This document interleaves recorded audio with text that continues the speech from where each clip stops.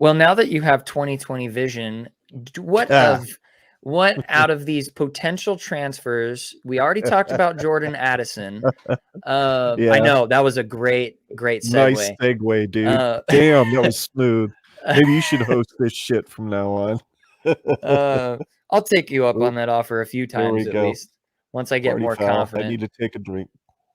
Ah, yes.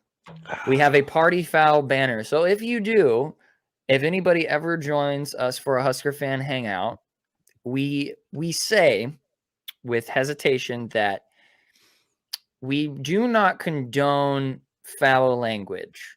However, we are human, and being a Husker fan warrants plenty of foul language. Yes, it does. And so we have a new thing just randomly happened about 50 minutes ago, which is approximately 5 minutes before we hit the live button.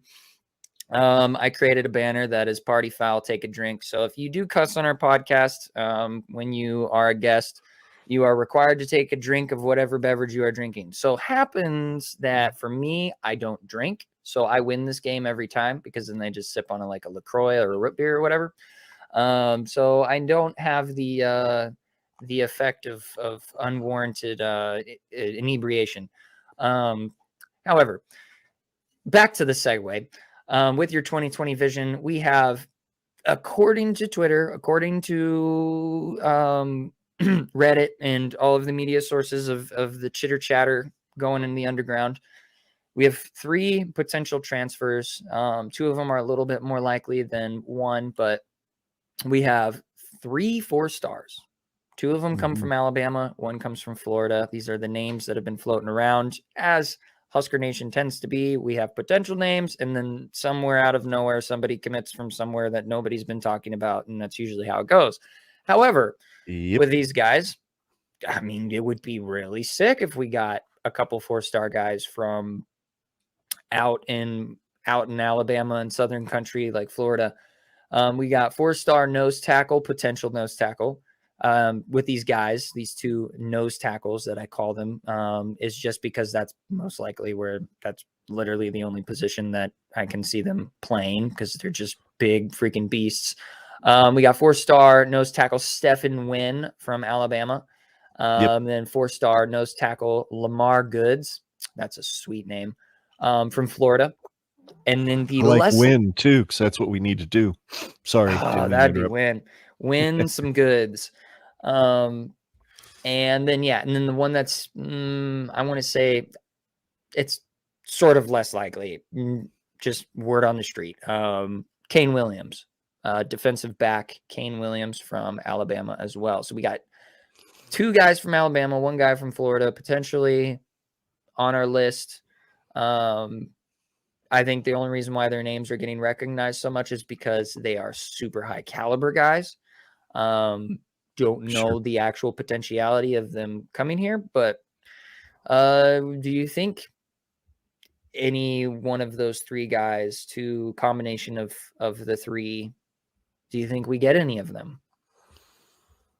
Well, my vision's not that good. I couldn't even begin to guess where we're going to end up with those 3 guys.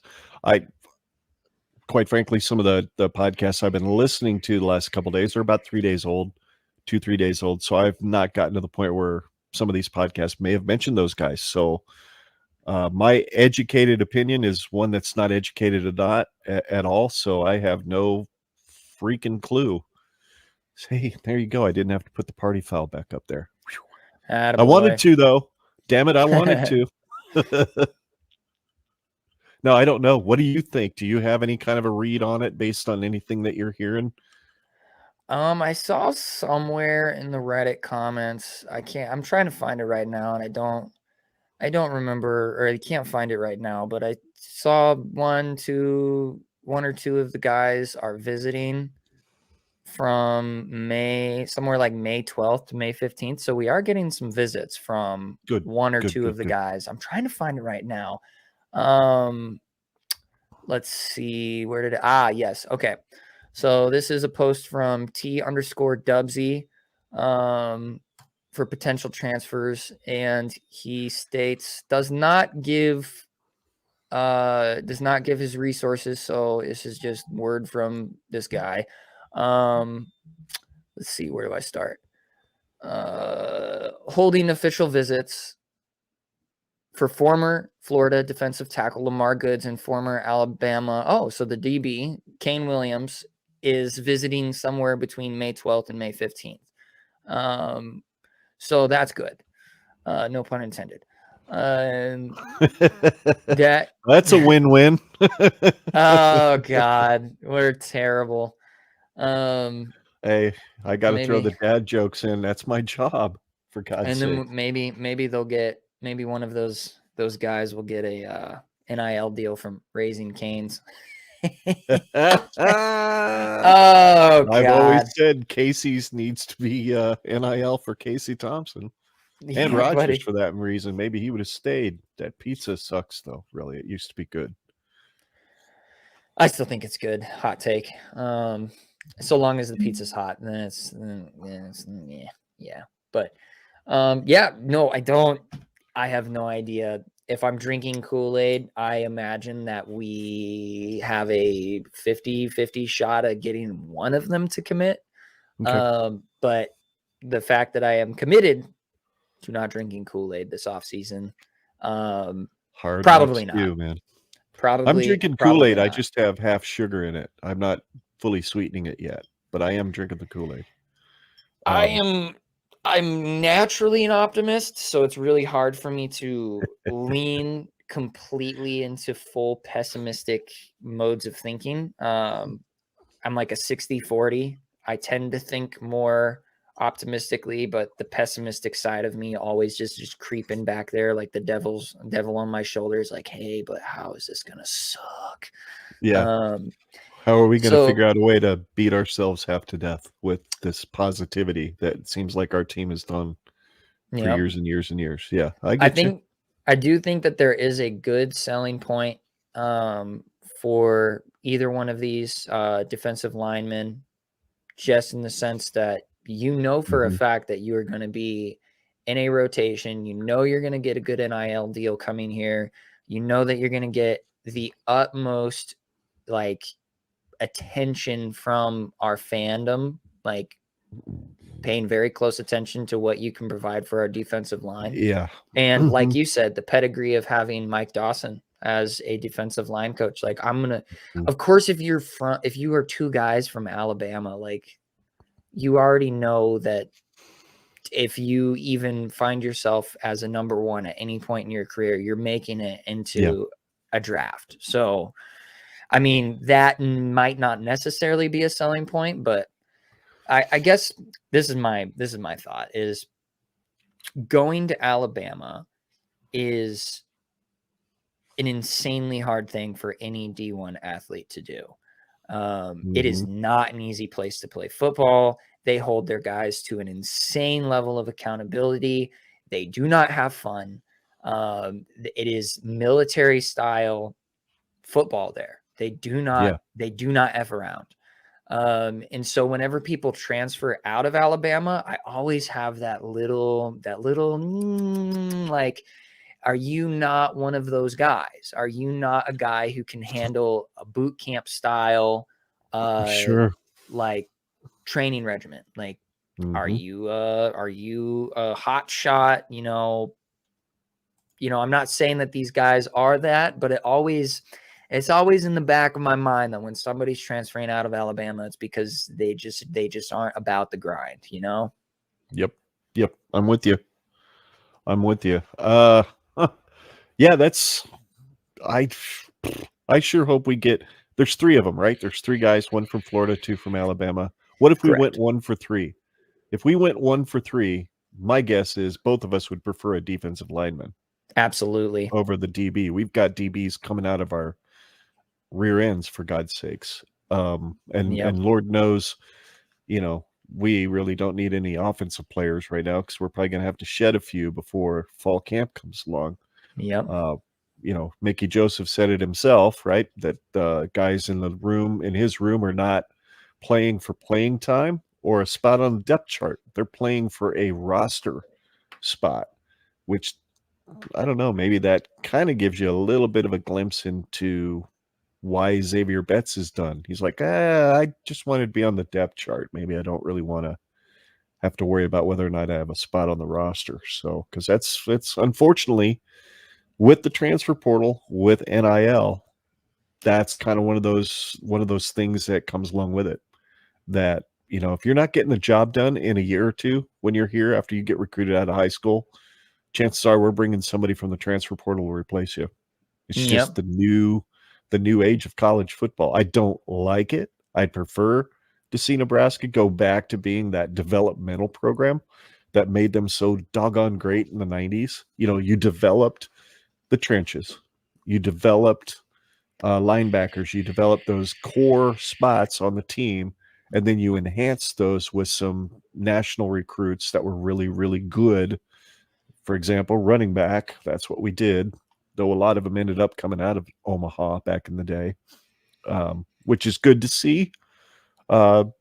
Mickey Joseph, Brian Applewhite, and all those guys getting connections back to Omaha again. I think we're going to see a lot more Nebraska blood coming into this program, coming out of that metro area, because there's a butt ton of talent in Omaha. We lost a lot of it the last couple of years to other places. So I'm excited to see what that future holds. Yep. I'm with you. No, Oh my. you have any other things to say? I mean, I have one comment about just Go ahead. oh shoot, I think I'm gonna sneeze again. I feel it. It's up in the nostrils, but now that I mentioned it, my body's gonna be like, it's just gonna be a slow burn here, buddy. I'm gonna grab a tissue just in case. End broadcast right about the time that sneeze fires off. Never fails. As soon as I grab a and then tissue, everybody it goes sees the away. swirly thing on their screen. Shit, we didn't get to see him sneeze. Oh, damn. Well, I've already got the party foul up. Whoops. Whoopsie daisy. No, I was just gonna say the sneeze went away for now. Well, there's a burp. There you go. Yeah. So I was lurking through once again Husker Reddit. Oh my goodness. Yeah, there was just some Thunder, OKC Thunder exit interview takeaways for Isaiah Roby, and he's middle of the right. Yeah. Yeah, he's middle of the pack on the roster. I guess his overall ranking from one of the OKC news website, their wire, it's like the Hail Varsity for OKC. They gave him like a B grade, 12th guy on the roster, so he's just not quite in the rotation as much as like a more standout guy would be, but essentially from what I'm gathering from OKC fans is that they want to see him more, and that the staff are incredibly impressed with with his tenacity, his athleticism, and his ability to be a useful tool for them. And the main takeaways that I'm seeing from the analysts, from the fans, from just even Husker fans that watch him just casually, is that it just seems like he doesn't have a ceiling. He has he will get what he puts into it. The harder he works, the better he's going to get. And there doesn't seem to be a ceiling for Isaiah Roby right now. And that's just awesome to hear for a Nebraska alum. And I wish nothing but the best for him. I knew from the time that, I was super bummed when he decided to go to the NBA, because it was like, man, what we could use with him, with Fred Hoiberg for one more year, like that would just be awesome. But yeah, it just seems like he's on the up and up right now. It's not particularly clear if he's going to be a starter by any stretch of the imagination, but he might find himself in the rotation a lot more often this next season. And so that's just that would be awesome. That would be absolutely shoot. I might become an OKC fan then, or at least casually enough to watch a few games here and there. What do you think about Bryce McGowan's? He's obviously declared. His brother just declared, I believe, this last week. I don't the brothers are headed. I think Bryce is probably a late first rounder. Oh yeah. And his ceiling hasn't even been close to reached yet. You No. get him into a strength and conditioning program in an NBA team where he can put on another 15 pounds with that athleticism. Holy cow. Sky's the limit for that dude. And Yeah. Trey's just a grinder. He's going to go out there. He's going to steal balls. He's going to block shots. He's going to get rebounds. He's going to be that enforcer out there on the court, that teams always seem to look for. So I'll be definitely watching those guys and see where they end up. I'm just like, I know the NBA and basketball, the recruiting and all that stuff is just completely different than football. Right. But one of the things that just blows my mind is, Bryce McGowan's is just a top tier above the rest athlete that we caught the most perfect recruit that we possibly could with Fred Hoiberg, in the sense that our team was just abysmal, as it has been for 5-6 years. And the fact that he can, be a first round draft pick, like, that is that's just awesome. Like, good for you, dude. Like, that's good for you. Oh, absolutely. Go get your money and go climb that ladder up to wherever your ceiling may or may not be. Yes, indeed. Well, I don't think there's really a whole lot left to talk about, and I'm not sure if anybody wants to hear anything more about our personal lives. Obviously, they didn't care when we were, we had 2 viewers for a while, and then yeah, we did. It happens. But we'll get viewers later, because I'll share it everywhere on Facebook, because that's what I do. And I don't blame people. I mean, the off season is just so dead. I mean, there's only crazy people like myself and my dad who want to talk about Husker shit all the time. So I've got to put up the freaking party foul again. Yep. And I actually, my root beer and my LaCroix is gone, so I'll just take a hit of my vape. Your vape? I'll hit my vape. You're such a vapist. That was edgy. Yeah, because I'm sure the vape didn't want to be hit. So it was a consensual thing. Okay. All right. I suppose.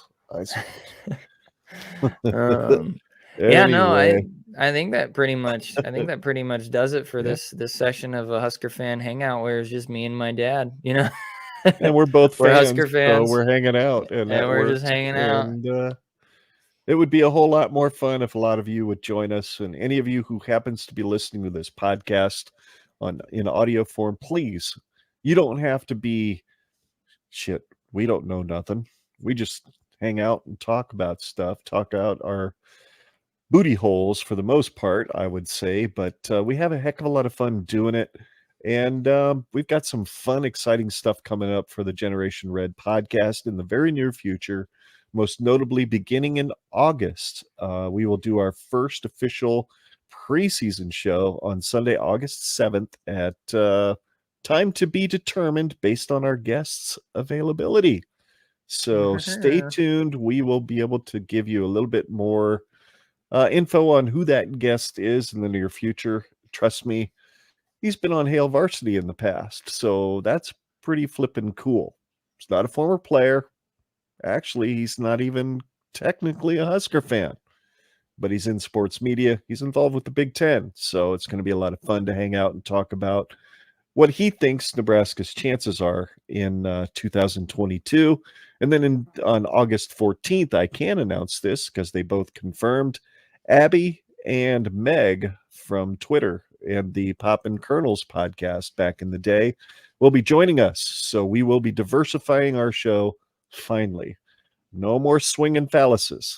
It'll just be girls and guys. So, oh Lord Almighty, reaching that ought across to be fun. The spectrum here. Yes, we are offering an olive branch, if you will, to the other side of the gender aisle. So it should be a lot of fun. Those gals are an absolute hoot. And they were recently on a Go Big Redcast episode about 3 or 4 weeks ago. So make sure, if you're not listening to the Go Big Redcast, that you subscribe and go look for the Husk Girls episode. It's a heck of a lot of fun. And then on August 21st, it will be my buddy Michael from Alabama, who started listening to our show this last year and became a Husker fan, even though he was never a college football fan, and he damn sure wasn't a fan of anything in Alabama, which just warms the cockles of my heart. What can I say? But now he's a Husker fan, so he'll be joining us to preview the season, and hopefully we will take some time and look at each game and see what we think is going to happen this next year. Anyway, that's what you have to look forward to from us. Until then, make sure you go to our website at genredpod.com, where you can listen, download, or subscribe to the show via the links provided. And you can find us at Facebook, Twitter, and YouTube by just following the links at the top of our webpage. So genredpod.com for everything you need to know about our show. And thanks so much for watching and listening. We appreciate you guys. And until next time, damn it, Jeffrey, the Greek, you and I, my friend, we have a love-hate relationship because I love Amador whiskey and I hate the fact that you turned me on to it. But your corn still sucks, Jeremy, or Jeffrey. Your corn still sucks. Sucks There in bad. Iowa. You don't. You're cool. Church of the Corn podcast. The latest episode is worth listening to. Jeff was on there. So if you're not subscribed to that, make sure you are. Those guys are awesome. And yeah, until next time, Iowa's corn sucks. Jeffrey doesn't. And go Big Red. Go Big Red. Yes, indeed. And we You are. have like a. Do you have an end Nope. video? Nope. No I got video? nothing. Okay. Nope. All right, I'm Too hitting much- this red button here then. Yeah. Bye.